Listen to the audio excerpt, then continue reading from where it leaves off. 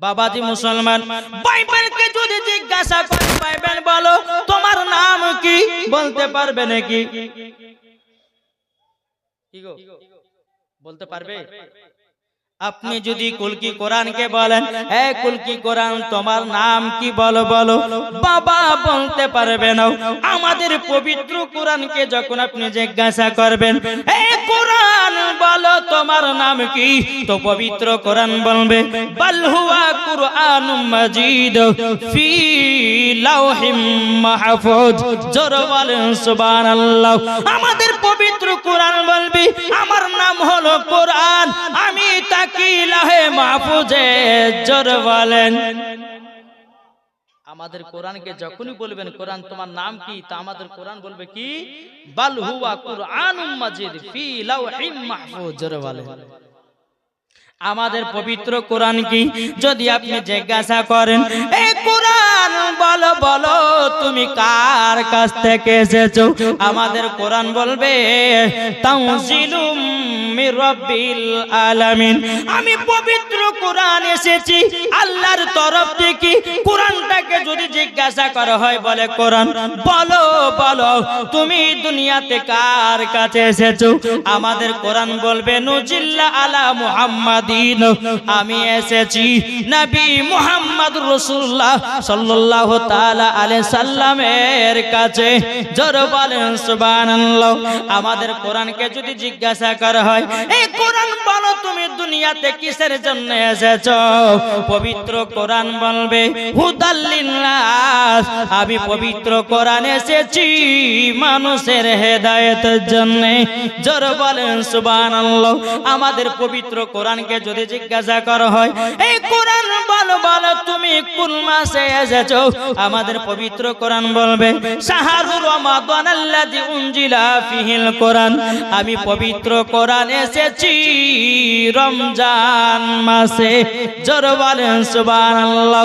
আমাদের কোরআনকে যদি জিজ্ঞাসা করা হয়, এই কোরআন বলো বলো তুমি রাত্রে এসেছো না দিনে, পবিত্র কোরআন সঙ্গে সঙ্গে বাবা জবাব দেবে কি গো, সঙ্গে সঙ্গে আমাদের কোরআন বলবে লাইলাম, মানে কি রাত। কি গো, আমার কথা কি বুঝতে পারছেন? আমার মনে হয় বুঝতে পারছেন না। আমাদের কোরআনকে আপনি যা কিছু প্রশ্ন করবেন, এই কোরআন সঙ্গে সঙ্গে জবাব দিবে। এটাই হচ্ছে আমাদের পবিত্র কোরআন। জোরে বলেন। আজ এই কোরআন আমরা বাড়িতে পড়ছি না, এই কোরআন আমরা তেলাওয়াত করি না, এই কোরআন আমরা আমল করছি না। আজ আমরা অনেকে মুসলমান বলছে হুজুর আমরা কোরআন তেলাওয়াত করি ঠিক, কিন্তু আমাদের এই কোরআনে কাজে দেয় না। কাজে দিবে কি করে? কোরআনও পড়ছো, মিথ্যা বলছো, কোরআনও পড়ছো, সুদ খাচ্ছ, কোরআনও পড়ছো, হারাম খাচ্ছ, তো কিভাবে কাজ দেবে? কি গো, ঠিক না? বাবাজি মুসলমান, আসুন আপনাদেরকে একটাই কথা আমি জানাতে চাই, এই পবিত্র কোরআন যার বাড়িতে তেলাওয়াত করবেন, ওই বাড়িতে আল্লাহর রহমত বর্ষিত হবে। জোরে বলেন সুবহানাল্লাহ। আজ আমরা মুসলমান কোরআন যদি বুঝতে পারতাম, তো জীবনে কোরআন ছাড়তে পারতাম না। আজ কোরআন আমরা বুঝতে পারি না বলে আজ কোরআন আমরা পড়তে পারি না। আজকালকার আমার মা বোনেরা পবিত্র কোরআনকে টাকের উপর আপনার তুলে রেখে দিয়েছে। বেরাদর ইসলাম মুআজ্জাজ সামানী কিরাম, কোরআন পড়ার টাইম নাই, ওদের সিরিয়াল দেখার টাইম বেশি আছে। কি গো, আপনাদের এলাকার আমার মা বোনেরা সেরকম সিরিয়ালটা দেখে না। আমি ওই মুর্শিদাবাদের কথা বলছি, ঠিক কিনা? বাবাজি মুসলমান ভাইরা, এ সোনা মানিকেরা, আল্লাহ পাক আল্লাহ তাআলা বলতে বলো গো আমার বান্দা বান্দিরা, তোমরা পবিত্র কোরআন যদি আমল করে অন্ধকার কবরে যাও, ওই পবিত্র কোরআন বলতেছে ওই মহিলা হোক বা কোন যুবক হোক, যদি মারা যায় মরার পরে জান্নাতি হয়ে যাবে। জোরে বলুন না সুবহানাল্লাহ। এ বাবাজি মুসলমান ভাইরাও ওগো সোনা মানিকেরাও, দুজন মহিলা বাবাজি আপনার কিনা একজন মহিলা বাবা ফজরের নামাজের পর সূরা ইয়াসিন তেলাওয়াত করত, আর একটা মহিলা বাবাজি তেলাওয়াত করত না, নামাজও পড়তো না, পর্দাও করতো না। যেই মহিলাটা নামাজ পড়ে কোরআন তেলাওয়াত করি আল্লাহ পাক আল্লাহ তাআলা বলছো গো আমার বান্দা বান্দেরাও তোমরা দেখে নাও, যারা দুনিয়াতে ভালো কাজ করে যাবে মরার পরে জান্নাতি হয়ে যাবে। জোরে বলুন না সুবহানাল্লাহ। যেই মহিলাটা বাবা কোরআন তেলাওয়াত করে তার বান্ধবীকে বলতেছে বলো গো বোন তুমি নামাজ পড়ো, রোজা করো, কোরআন তেলাওয়াত করো, তুমিও মরার পরে জান্নাতি হবে। জোরে বলুন না সুবহানাল্লাহ। বাবাজি মুসলমান ভাইরাও, যেই মহিলাটা ফজরের নামাজের পর বাবা কোরআন তেলাওয়াত করে একদিন নয় দুদিন নয় তিন দিন নয় রে বাবা, কিছুদিন পরে মহিলাটা মারা গেছে। যখনই মারা যাওয়াও বেরাদুল ইসলাম মাদার সামানি কিরাম ওই মহিলার কবর থেকে জানো বাবা খুশবু বেরোতেছে। জোরে বলেন সুবহানাল্লাহ। ওই মহিলার স্বামী বাবা আপনার সকাল বেলাতে স্ত্রীর কবর কাছে এসেছি, আসার পরে বাবাজি কবরের সামনে যখন দাঁড়িয়েছি কবর থেকে জানো বাবা আপনার সুগন্ধি বাড়াতেছে, আতরের যেন খুশবু বেরোতেছে। জোরে বলেন সুবহানাল্লাহ। কি গো আমার নবীজি বলছেন কেউ যদি ফজর নামাজের পর কোরআন যদি তেলাওয়াত করে সূরা ইয়াসিন, তোমার আল্লাহ বলতেছেন মরার পরে ওই মহিলা হোক ওই যুবক হোক মরার পরে জান্নাতি। জোরে বলেন। আচ্ছা আমরা নামাজ কে কে পড়ি একটু হাত তুলে দেখান তো বাবজি। নামাজ পড়ি তো 5 ওয়াক্ত নামাজ? জি আমরা 5 ওয়াক্ত নামাজ পড়ি, এতে আমরা খুশি না বাজার? এই যে ঠান্ডার সিজনে বাবা যে মুয়াজ্জিন বলবো হাইয়া আলাস সালাহ, ইমাম আর মুয়াজ্জিন চালা মসজিদ জালাস না ভোরবেলা, এখন আমাদের ঘুম পাড়ার পালা, ঠিক না?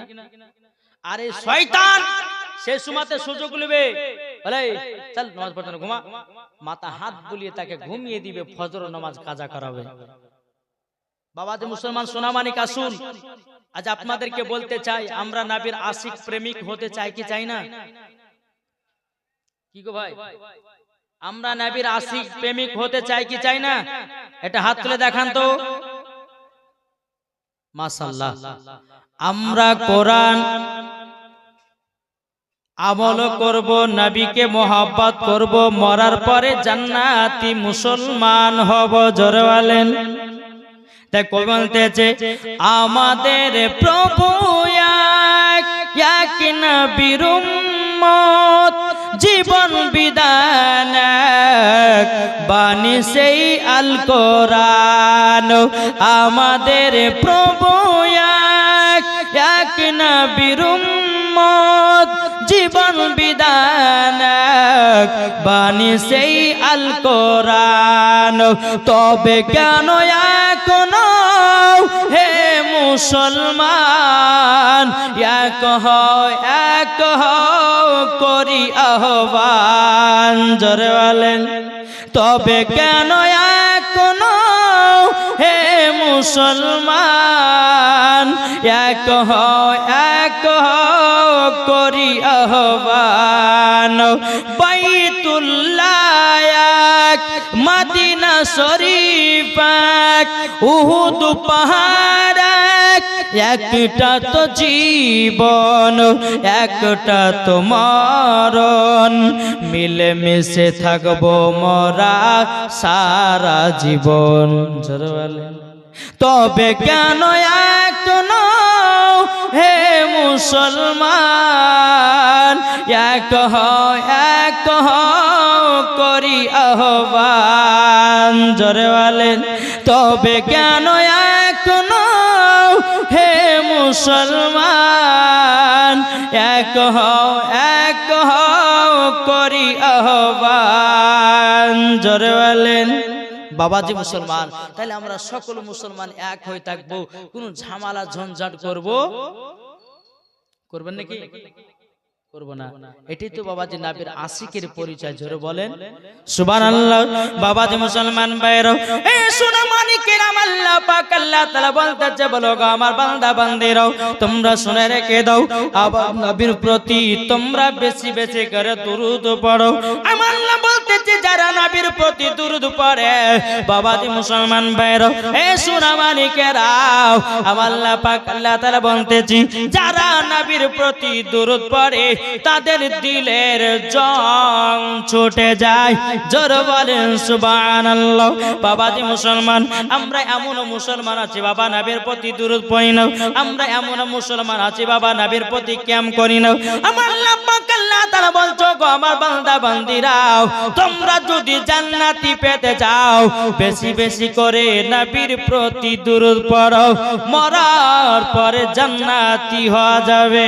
জোরে বলেন সুবহানাল্লাহ। বাবাজি মুসলমান ভাইরাও, এ সোনা মানিকেরাও, আমার আল্লাহ পাক আল্লাহ তাআলা বলতেছেন, ইয়া আইয়ুহাল্লাযীনা আমানু সাল্লু আলাইহি ওয়া সাল্লিমু তাসলিমা। আল্লাহ বলতেছে, বলো গো ঈমানদারেরাও, তোমরা নবীর প্রতি দুরূদ পড়ো। ও গো ফেরেশতাগণেরা, তোমরা নবীর প্রতি দুরূদ পড়ো। আল্লাহ বলতেছে, বলো গো আমার বান্দা বান্দিরাও, আমিও নবীর প্রতি দুরূদ পড়ি। জোরে বলেন সুবহানাল্লাহ। আচ্ছা, নবীর প্রতি দুরূদ পড়ে কে? কে পড়ে গো? আমার আল্লাহ পড়ে না? আল্লাহ যদি নবীর প্রতি দুরূদ পড়ে, তাহলে আমরা কেন পড়বো না? আল্লাহর পবিত্র কোরআন বলতেছেন, ইয়া আইয়ুহাল্লাযীনা আমানু সাল্লু আলাইহি ওয়া সাল্লিমু তাসলিমা। জোরে বলো সুবহানাল্লাহ।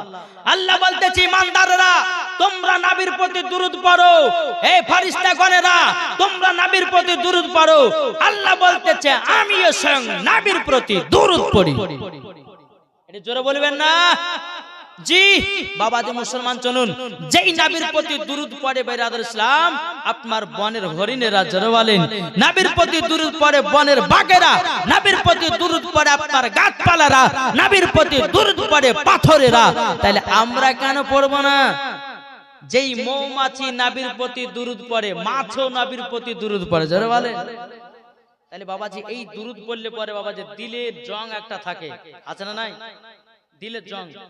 আমরা দেখবেন একটা লোহাকে নিয়ে গিয়ে কামারের দোকান রাখে না, যাওয়ার পরে কামারকে বলে, ভাই এটাকে ভালো করে আগুনে পুড়িয়ে লাল করো, আর লাল করার পরে তাকে পিটিয়ে পিটিয়ে যে কোনো একটা বস্ত্র তৈরি করো। আমার আল্লাহ বলছে, বলে এই বান্দা, তোমাদের দিলের জং যদি ছুটাতে চাও তো নবীর প্রতি বেশি দুরূদ পড়ো। এটা জোরে হবে না? বাবাজি মুসলমান, চলুন, যেই নবীর প্রতি দুরূদ পড়েছে বাবা মৌমাছিরা, জোরে বলেন। একদিন আমার নবী মুস্তাফা সাহেবে লাউলাক সাল্লাল্লাহু তাআলা আলাইহি সাল্লাম, বাবাজি মুসলমান ভাইরা, এ সোনা মানিকেরা, যখন আমার নবী মুস্তাফা একদিন সাহাবীদেরকে নিয়ে বাবা আপনার চলতে লেগেছে, বাবা চলতে চলতে চলতে আমার নবীজি বলতেছে, এ সাহাবীরা, তোমরা শুনে রেখে দাও, এই জায়গাতে আরাম করো, এই জায়গাতে বিশ্রাম করো, আর যার যার কাছে খাবার আছে খাবারটা বের করো আর খেয়ে নাও। বাবাজি সমস্ত সাহাবীরা ব্যাগ থেকে বাবা আপনার কিনা রুটি বের করেছে। কি বের করেছে? এটা জোরে বলেন না। রুটি বের করেছে। আমার নবী বলতেছে, হে সাহাবীরা, তোমরা রুটি যে বের করেছো, কি তরকারি আছে বলো?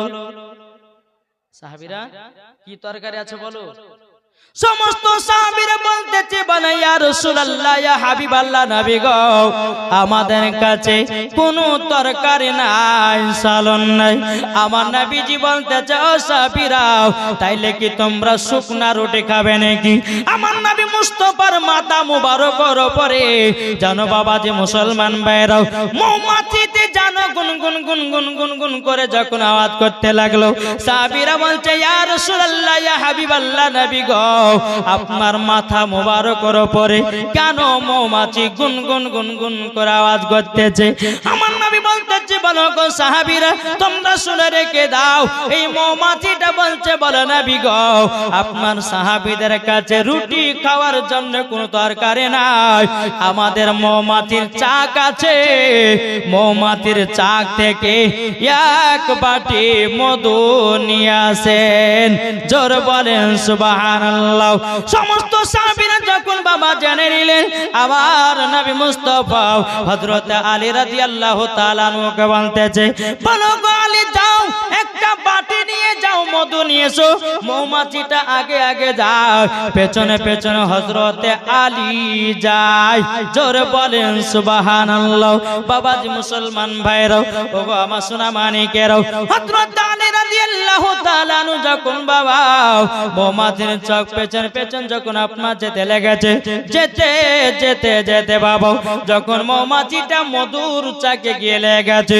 ওই মৌমাছির চাক থেকে বাবাজি এক বাটি মধু নিলেন জোর বলেন সুবহানাল্লাহ এক বাটি যখন বাবা মধু নেওয়া হলো হওয়ার পরে বেরাদান ইসলাম হযরত আলী রাদিয়াল্লাহু তাআলা আনহু তিনি আপনার এক বাটি মধু নিয়ে বাবা টুক টুক টুক টুক করে আপনার চলে আসতেছে আসার পরে হযরত আলী রাদিয়াল্লাহু তাআলা আনহুর পেছনে পেছনে একটা মৌমাছি আবার যেন আসতেছে আমার আলী কি করলেন এক বাটি মধু আমার নবীজির কাছে হাজির করলেন আমার নবী বলতেছে বলো গো সাহাবীরা তোমরা শুনে রেখে দাও এই দেখো হযরত আলী মধু নিয়ে এসেছে তোমরা এই মধু থেকে রুটি খেতে লাগো জোর বলেন সুবহানাল্লাহ সমস্ত সাহাবীরা যখন বাবা মধু দিয়ে রুটি খেতে লেগেছে যখন বাবা খাওয়ার পরে বেরাদান ইসলাম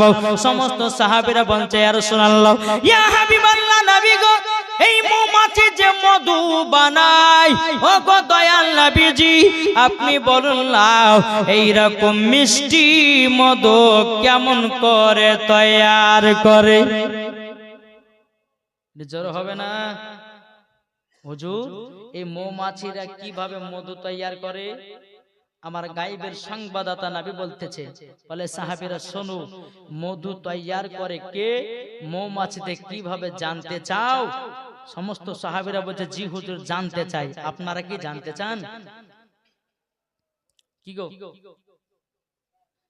সমস্ত সাহাবীরা বলতেছে বলে হুজুর আমরা জানতে চাই যে মৌমাছি মধু এত মিষ্টি বানায় কি করে বেরাদান ইসলাম মুআদ্দাস সামানি کرامও এ সোনা মানিকেরাও ওগো আমার আব্বাজি মুসলমান ভাইরাও যখন আমার নবী মুস্তাফা বলতেছে বলো গো আলীরাও ওগো আমার সাহাবীরা শুনে রেখে দাও যে সমস্ত মৌমাছিরা ফুল থেকে রস সংগ্রহ করে নিয়ে আসে প্রত্যেকটা ফুল থেকে রস সংগ্রহ করে নিয়ে আসি ওগো আমার সাহাবীরা সমস্ত রসগুলোকে একই জায়গাতে একত্রিত করে সমস্ত সাহাবীরা বলছে ইয়া রাসূলুল্লাহ ইয়া হাবিবাল্লাহ নবী গো তবে আপনার কাছে একটা আবেদন করব গো নবী কোন ফুলের রস হয় মিঠাও কোন ফুলের রস হয় তিতাও কোন ফুলের রস হয় কাটো কিন্তু নবী গো একই জায়গাতে একত্রিত করে কিভাবে মধু বানায় আবার নবী মুস্তাফা বলতেছে এ সাহাবীরা যখন সমস্ত মৌমাছিরা ফুল থেকে রসগুলোকে একই জায়গাতে একত্রিত করে যখন মধু বানায় সমস্ত মৌমাছিরা আমার প্রতি দুরূদ পড়ে জোর বলেন সুবহানাল্লাহ এই সাহাবীরা যখন দুরূদ পড়ে অটোমেটিক জানো মধু হয়ে যায় জোর বলেন সুবহানাল্লাহ ও যুবকেরা আমার নবী মুস্তাফা বলেছি যারা মধু সকাল বেলাতে খালি পেটে খাবে আমার নবী বলেছে জীবন কোনদিন যৌবন কাল কমবে না জোর বলেন সুবহানাল্লাহ।